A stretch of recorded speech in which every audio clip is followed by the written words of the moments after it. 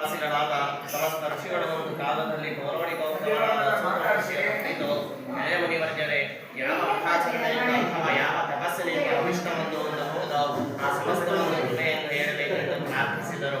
ಸೂತರು ಶೋಭಕಾದಿಗಳನ್ನು ಕುರಿತು ಎಲೆಮುನಿಗಳಿರ ಆಲಿಸಿರಿ. ಭಗವಂತನಾದ ಶ್ರೀಮನ್ನಾರಾಯಣನು ಪೂರ್ವದಲ್ಲಿ ದೇವಶ್ರೀಯಾದ ನಾರದಗೋಸ್ಕರ ಯಾವುದನ್ನು ಹೇಳಿದನೋ ಆ ಸಮಸ್ತವನ್ನು ಹಾಗೆಯೇ ನೋಡುವೆನು. ಸಾವಧಾನ ಚಿತ್ತರಾಗಿ ಕೇಳಿರಿ. ಲೋಕಾನುಗ್ರಹ ಮಾಡಬೇಕೆಂಬ ಬಯಕೆಯಿಂದ ನಾರದರು ಸಮಸ್ತ ಲೋಕವನ್ನು ಸುತ್ತಾಡುತ್ತಾ ಭೂಲೋಕಕ್ಕೆ ಬಂದರು.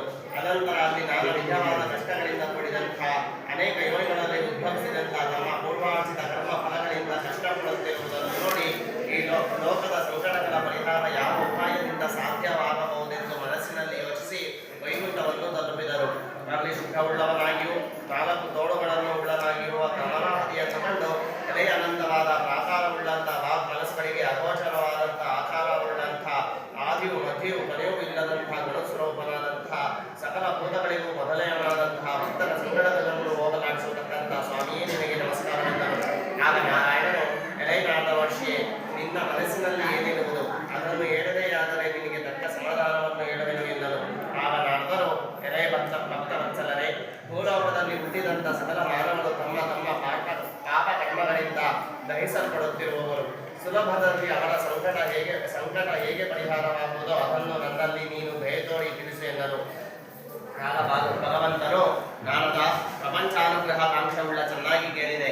ಯಾವ ಕರ್ಮ ಮಾಡಿದರೆ ಮನುಷ್ಯನು ಅಜ್ಞಾನದಿಂದ ಬಿಡಲ್ಪಟ್ಟು ವಿಮುಕ್ತನಾಗುವನೋ ಆ ರಹಸ್ಯವನ್ನು ಕೇಳು.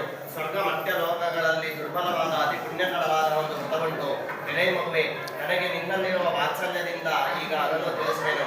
ವಿದ್ಯುಕ್ತವಾಗಿ ಸ್ವಲ್ಪವೂ ಲೋಪವಿಲ್ಲದಂತೆ ಸತ್ಯನಾರಾಯಣ ವ್ರತವನ್ನು ಮಾಡಿದಲ್ಲಿ ಇಹಲೋಕದಲ್ಲಿ ಸಮಸ್ತ ಸುಖವನ್ನು ಅನುಭವಿಸಿ ಪರಲೋಕದಲ್ಲಿ ಮುಕ್ತಿಯನ್ನು ಹೊಂದುವವರು ಎಂಬುದಾಗಿ ನುಡಿದ ಭಗವದ್ವಾಕ್ಯವನ್ನಾಲಿಸಿ ನಾರದ ಮಹರ್ಷಿಯು ಎಲೆ ಜಗದೊಡೆಯನೇ, ಈ ಸತ್ಯನಾರಾಯಣ ವ್ರತವನ್ನು ಮಾಡಲು ಫಲವೇನು ಮತ್ತು ಅದರ ವಿಧಾನವೆಂದನ್ನು ಯಾರಿಂದ ಪೂರ್ವದಲ್ಲಿ ಈ ವ್ರತವು ಆಚರಿಸಲ್ಪಟ್ಟಿತು, ಈ ವ್ರತಾಚರಣೆಗೆ ಕಾರಣ ಯಾವುದು, ಇವೆಲ್ಲವನ್ನು ವಿಸ್ತಾರವಾಗಿ ಹೇಳಬೇಕೆಂದು ಕೇಳಿದ ನಾರದರಿಗೆ ಭಗವಂತನು ಹೇಳುವವನು, ಈ ವ್ರತವು ದುಃಖ ಶೋಕಾದಿಗಳನ್ನು ಪರಿಹರಿಸುವುದು, ಧನ ಧಾನ್ಯಾದಿಗಳನ್ನು ಸಮೃದ್ಧಿಪಡಿಸುವುದು, ಸಕಲ ಸೌಭಾಗ್ಯ ಸಂತಾನಗಳನ್ನು ಉಂಟು ಮಾಡುವುದು, ಎಲ್ಲ ಕಡೆಯಲ್ಲೂ ಜಯವನ್ನು ಉಂಟು ಮಾಡುವುದು. ಯಾವ ದಿನಗಳಲ್ಲಿ ಮನುಷ್ಯನಿಗೆ ವ್ರತವನ್ನು ಮಾಡಬೇಕೆಂದು ಅಪೇಕ್ಷೆ ಉಂಟಾಗುವುದೋ ಆ ದಿವಸ ಭಕ್ತಿ ಶ್ರದ್ಧೆಗಳಿಂದ ಕೂಡಿ ಸಾಯಂಕಾಲದಲ್ಲಿ ಶ್ರೀ ಸತ್ಯನಾರಾಯಣ ಸ್ವಾಮಿಯನ್ನು ಅರ್ಚಿಸಬೇಕು. ಧರ್ಮದಲ್ಲಿ ದೃಷ್ಟಿಯುಳ್ಳವನಾಗಿ ವಿಘ್ನರೊಡಗೂಡಿ ಶ್ರೇಷ್ಠವಾದ ಹಾಲು ಪಕ್ಷಗಳನ್ನು ಬಾಳೆಹಣ್ಣು ತುಪ್ಪ ಹಾಲು ರವೆ ತಂಬಿಟ್ಟು ಶಕ್ತಿ ಇಲ್ಲದಿದ್ದರೆ ಬೆಲ್ಲ ಸಕ್ಕರೆಗಳಿಂದ ಮಿಶ್ರವಾದ ಅಕ್ಕಿ ಹಿಟ್ಟಿನ ತಂಬಿಟ್ಟು ಇವೆಲ್ಲವನ್ನು ಕಾಲು ಭಾಗ ಸೇರಿಸಿ ನೈವೇದ್ಯವನ್ನು ಮಾಡಬೇಕು. ಆ ಬಳಿಕ ಫಲ ದಕ್ಷಿಣೆಗಳನ್ನು ಬ್ರಾಹ್ಮಣರಿಗೆ ಅರ್ಪಿಸಿ ಕಥೆಯನ್ನು ಕೇಳಬೇಕು. ಅನಂತರ ಭಕ್ತಗಳಿಗೂ ವಿಷ್ಣು ಮಿತ್ರರಿಗೂ ಭೋಜನವನ್ನು ಮಾಡಿಸಿ ತಾನು ಭೋಜನವನ್ನು ಮಾಡಬೇಕು. ಈ ರೀತಿಯಲ್ಲಿ ವ್ರತವನ್ನು ದೇವಾಲಯ, ನದಿ ತೀರ ಮೊದಲಾದ ಪ್ರದೇಶಗಳಲ್ಲಿ ಮಾಡಿದ ಬಳಿಕ ನಿತ್ಯ ಗೀತೆಗಳಿಂದ ಸ್ವಾಮಿಯನ್ನು ಧ್ಯಾನಿಸಿ ಸುಗ್ರವನ್ನು ಕುಡಿದು ಬರಬೇಕು.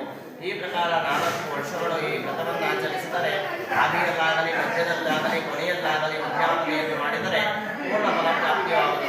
ಈ ಮೇರೆಗೆ ಮಾಡಲು ಖಂಡಿತವಾಗಿ ಮನುಷ್ಯರಿಗೆ ಅಭೀಷ್ಟ ಸಿದ್ಧಿ ಉಂಟಾಗುವುದು.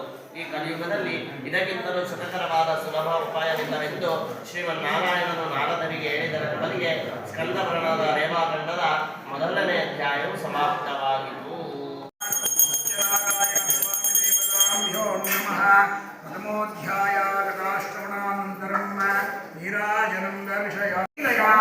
ವಿಶ್ವಂ ತಸ್ಮೈ ನಮೋ ನಮಃ ಮನೋರಥಾನ್ ಪ್ರಾರ್ಥಯಾಮಿ. ಕಥಾಷ್ಟಮನ ಆಗುತ್ತೆ, ಭಕ್ತಿಯಿಂದ ಕೇಳಿ. ಅದು 2ನೇ ಅಧ್ಯಾಯ. ಸೂತಮುನಿಗಳು ಮುಂದುವರಿಸುವವರು. ನಂತರ ವಿಷ್ಣುವು ನಾರದರನ್ನು ಕುರಿತು, ಎಲೆ ನಾರದ ಮಹರ್ಷಿಯೇ, ಪೂರ್ವದಲ್ಲಿ ನೀನು ಕೇಳಿದಂತೆ ವ್ರತವು ಯಾರಿಂದ ಆಚರಿಸಲ್ಪಟ್ಟಿತೋ ಆ ವಿಷಯವನ್ನು ಕುರಿತು ಪುರಾತನವಾದ ಒಂದು ಇತಿಹಾಸ ಹೇಳುವೆನು ಕೇಳು. ಕಾಶಿ ಕ್ಷೇತ್ರದಲ್ಲಿ ಅತ್ಯಂತ ದರಿದ್ರನಾದ ಒಬ್ಬ ಬ್ರಾಹ್ಮಣನಿದ್ದನು. ಆತನು ಪ್ರತಿದಿನದಲ್ಲಿಯೂ ಹಸಿವು ಬಾಯಾರಿಕೆಗಳಿಂದ ಬಾಧಿತನಾಗಿ ಸುತ್ತುತ್ತಿದ್ದನು. ದೀನನಲ್ಲಿ ಅತ್ಯಂತ ದಯವುಳ್ಳ ವಿಷ್ಣುವು ಬ್ರಾಹ್ಮಣನ ರೂಪದಲ್ಲಿ ಬಂದು ಆ ದೀನನನ್ನು ದಯೆಯಿಂದ ಕೇಳಿದನು, ಎಲೆ ಬ್ರಾಹ್ಮಣನೇ, ಪ್ರತಿದಿನದಲ್ಲೂ ದುಃಖಿತನಾಗಿ ಏತಕ್ಕೋಸ್ಕರ ಸುತ್ತುತ್ತಿರುವೆ ಎಂದು ಕೇಳಲು ಈ ಭೂಸುರ ನಿಂತೆಂದನು. ಎಲೆ ಪ್ರಭುವೆ, ನಾನು ಅತಿ ದರಿದ್ರನು, ಭಿಕ್ಷಾರ್ಥವಾಗಿ ತಿರುಗುತ್ತಿರುವೆನು. ನಿನಗೇನಾದರೂ ಈ ದಾರಿದ್ರ್ಯಹರಣ ಉಪಾಯವು ತಿಳಿದಿದ್ದರೆ ಕೃಪೆಯಿಂದ ಹೇಳು ಎಂದನು. ವೃದ್ಧ ಬ್ರಾಹ್ಮಣನು ಹೇಳುವವನು, ಎಲೆ ಬ್ರಾಹ್ಮಣನೇ, ಸತ್ಯನಾರಾಯಣನೆಂದು ಕರೆಯಲ್ಪಡುವ ವಿಷ್ಣುವು ಕೋರಿದ ಇಷ್ಟಾರ್ಥಗಳನ್ನು ಕೊಡುವವನು. ನೀನು ಆ ವ್ರತವನ್ನು ಮಾಡಿ ಸತ್ಯನಾರಾಯಣನನ್ನು ಪೂಜಿಸು. ಯಾವ ವ್ರತ ಮಾಡಿ ಮಾನವನು ಸರ್ವ ದುಃಖಗಳಿಂದ ಮುಕ್ತನಾಗುತ್ತಾನೋ ಅಂಥ ಉತ್ತಮವಾದ ವ್ರತವನ್ನು ವಿಧಾನವನ್ನು ಬ್ರಾಹ್ಮಣನಿಗೆ ಹೇಳಿ ವೃದ್ಧ ಬ್ರಾಹ್ಮಣನು ರೂಪಿಯಾದ ಸತ್ಯನಾರಾಯಣ ಸ್ವಾಮಿಯು ಅಂತರ್ಧಾನನಾದನು. ನಂತರ ಬ್ರಾಹ್ಮಣನು ವ್ರತವನ್ನು ಮಾಡಬೇಕೆಂದು ಚಿಂತಿಸುತ್ತಾ ರಾತ್ರಿ ನಿದ್ರೆಯನ್ನು ಕೂಡ ಮಾಡಲಿಲ್ಲ. ಮಾರನೇ ದಿವಸ ಬೆಳಗ್ಗೆ ಎದ್ದು ಸತ್ಯನಾರಾಯಣ ವ್ರತವನ್ನು ಮಾಡುವುದಾಗಿ ಸಂಕಲ್ಪ ಮಾಡಿ ಭಿಕ್ಷೆಗೆ ಹೋದನು. ಆ ದಿನದಲ್ಲಿ ಬ್ರಾಹ್ಮಣನು ವಿಶೇಷವಾದ ಹಣವನ್ನು ಹೊಂದಿದನು. ಆ ಹಣದಿಂದ ಬಂಧುಗಳೊಂದಿಗೆ ಶ್ರೀ ಸತ್ಯನಾರಾಯಣ ವ್ರತವನ್ನು ಆಚರಿಸಿದನು. ಆ ದರಿದ್ರ ಬ್ರಾಹ್ಮಣನು ವ್ರತ ಪ್ರಭಾವದಿಂದ ಸಮಸ್ತ ಸಂಪತ್ತು ಉಳ್ಳವನಾಗಿ ದುಃಖರಹಿತನಾಗಿ ಅಂದಿನಿಂದ ಪ್ರತಿ ತಿಂಗಳು ವ್ರತವನ್ನು ತಪ್ಪದೇ ಶ್ರದ್ಧೆಯಿಂದ ಮಾಡುತ್ತಿದ್ದನು. ಈ ಪ್ರಕಾರ ಬ್ರಾಹ್ಮಣೋತ್ತಮನು ಸತ್ಯನಾರಾಯಣ ವ್ರತವನ್ನು ಮಾಡುವವನಾಗಿ ಸಕಲ ವಿಧವಾದ ಪಾಪಗಳಿಂದ ಬಿಡಲ್ಪಟ್ಟು ಇತರರಿಂದ ಹೊಂದಲು ಅಸಾಧ್ಯವಾದ ಮುಕ್ತಿಯನ್ನು ಹೊಂದಿದನು. ಎಲೆನಾದ ಮಹರ್ಷಿಯೇ, ಈ ವ್ರತದ ಆಚರಣೆಯಿಂದ ಸಕಲ ದುಃಖಗಳು ನಾಶವಾಗುತ್ತದೆ ಎಂಬುದಾಗಿ ಶ್ರೀಮನ್ನಾರಾಯಣನು ನೋಡಿದನು. ಎಲೆ ಋಷಿಗಳಿರೆ, ಈ ರೀತಿಯಾಗಿ ಶ್ರೀ ವಿಷ್ಣುವು ಮಹಾತ್ಮನಾದ ನಾರದರಿಗೋಸ್ಕರ ಹೇಳಿದ ವಿಷಯವು ನಿಮಗೆ ನನ್ನಿಂದ ಹೇಳಲ್ಪಟ್ಟಿತು. ಮತ್ತೇನನ್ನು ಹೇಳಲಿ ಎಂಬುದಾಗಿ ಶೌನಕಾದಿಗಳು ಕುರಿತು ಸೂತ ಮಹರ್ಷಿಯರು ನುಡಿಯಲಾಗಲಿ. ಋಷಿಗಳು ನುಡಿಯುವವರು, ಎಲೆ ಮಹರ್ಷಿಯೇ, ಈ ವ್ರತವನ್ನು ಆ ಬ್ರಾಹ್ಮಣನಿಂದ ಕೇಳಿ ಭೂಮಿಯಲ್ಲಿ ಮತ್ಸ್ಯಾರೀತಿ ಆಚರಿಸಲ್ಪಟ್ಟು ಆ ಸಮಸ್ತವನ್ನು ತಿಳಿಸಬೇಕೆನ್ನಲು ಸೂತರು ಹೇಳುವವರು. ಎಲೆ ಮುನಿವರಿಯರೇ, ಭೂಮಿಯಲ್ಲಿ ವ್ರತವು ಯಾರಿಂದ ಪೂರ್ವದಲ್ಲಿ ಆಚರಿಸಲ್ಪಟ್ಟಿದ್ದು ಆ ಸಂಗತಿ ಕೇಳಿರಿ. ಒಂದು ಸಮಯದಲ್ಲಿ ಪೂರ್ವೋತ್ತಮನಾದ ಆ ಬ್ರಾಹ್ಮಣನು ವಿಶೇಷವಾಗಿ ಪೂಜೋಪಕರಣಗಳಿಂದ ನೆಂಟರಿಷ್ಟರೆಂದಲೂ ಕೂಡಿದವನಾಗಿ ವ್ರತವನ್ನು ಆಚರಿಸುತ್ತಿದ್ದನು. ಆ ವೇಳೆಯಲ್ಲಿ ಕಟ್ಟಿಗೆ ಮಾರುವವನೊಬ್ಬನು ಮನೆಯ ಹೊರಗಡೆಯ ಮನೆಯನ್ನು ಇಳಿಸಿ ಬ್ರಾಹ್ಮಣನ ಮನೆಯನ್ನು ಪ್ರವೇಶಿಸಿದನು. ಬಹಳ ದಾಹದಿಂದ ಪೀಡಿತನಾಗಿದ್ದರೂ ಕೂಡ ಬ್ರಾಹ್ಮಣನಿಂದ ಮಾಡಲ್ಪಡುತ್ತಿದ್ದ ವ್ರತವನ್ನು ನೋಡಿ ಏನೋ ಒಂದು ವಿಧವಾದ ಭಕ್ತಿಯುಂಟಾಗಲು ಸಾಷ್ಟಾಂಗ ವೇಳೆಗೆ ಬ್ರಾಹ್ಮಣನನ್ನು ಕುರಿತು, ಇಳೆ ಸ್ವಾಮಿ, ನಿಮ್ಮಿಂದ ಆಚರಿಸಲ್ಪಡುತ್ತಿರುವ ಈ ಪೂಜೆ ಯಾವುದು? ಇದನ್ನು ಆಚರಿಸಿದರೆ ಎಂಥ ಫಲ ಹೊಂದಬಹುದೆಂದು ಕಟ್ಟಿಗೆ ಮಾರುವವನು ಕೇಳಲು ಬ್ರಾಹ್ಮಣನು ಹೇಳುತ್ತಾನೆ, ಇದು ಸತ್ಯನಾರಾಯಣ ಸ್ವಾಮಿಯ ವ್ರತವು ಕೋರಿದ ಇಷ್ಟಾರ್ಥಗಳೆಲ್ಲವನ್ನೂ ಕೊಡುವುದಕ್ಕಂಥದ್ದು. ನನಗೆ ಈ ವ್ರತದ ಅನುಗ್ರಹದಿಂದ ದಿನದಿಂದಲೇ ಧನ ಧಾನ್ಯಾದಿಯು ಸಂಪತ್ತು ಉಂಟಾಯಿತು ಎಂದು ಹೇಳಲು ಕಟ್ಟಿಗೆ ಮಾರುವವನು ಅತ್ಯಂತ ಸಂತೋಷದಿಂದ ಸ್ವಾಮಿಯ ಪ್ರಸಾದ ಭಕ್ಷಿಸಿ ಜಲಪಾನ ಮಾಡಿ ಆ ದಿವಸ ಕಟ್ಟಿಗೆ ಮಾಡಿದ ಹಣದಲ್ಲಿ ಶ್ರೀ ಸತ್ಯನಾರಾಯಣ ವ್ರತವನ್ನು ಮಾಡಬೇಕೆಂದು ಆ ಸ್ವಾಮಿಯನ್ನು ಧ್ಯಾನಿಸುತ್ತಾ ತಲೆಯ ಮೇಲೆ ಹೊರೆಯನ್ನಿಟ್ಟುಕೊಂಡು ಆ ಪಟ್ಟಣದಲ್ಲಿ ಪುಣ್ಯವಂತರಾದ ಧನಿಕರು ಎಲ್ಲಿರುವರೋ ಅಲ್ಲಿಗೆ ಹೋದನು.